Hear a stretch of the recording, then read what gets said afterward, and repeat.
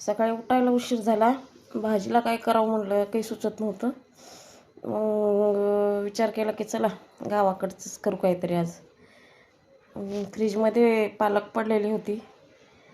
पालक घेतली, चरा चिरली, कांदा, लसूण, हिरवी मिरची सगळं काही तयारी केली आणि मस्त पिठल्याचा बेत बनवला.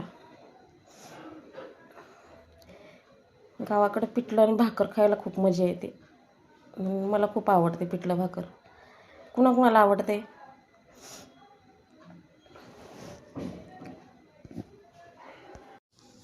झालं पिठलं. आता भाकरी घेतल्या करायला. बाजरीची भाकरी आहे. पिठल्यासोबत बाजरीची भाकरी खूप छान लागते. बघा कशी गोल गरगरीत भाकरी झालेली आहे.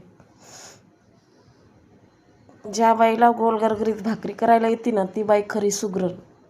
पुरणाची पोळी आणि भाकरी फुगली म्हणजे बाई सुगरण असं म्हणतात गावाकडं.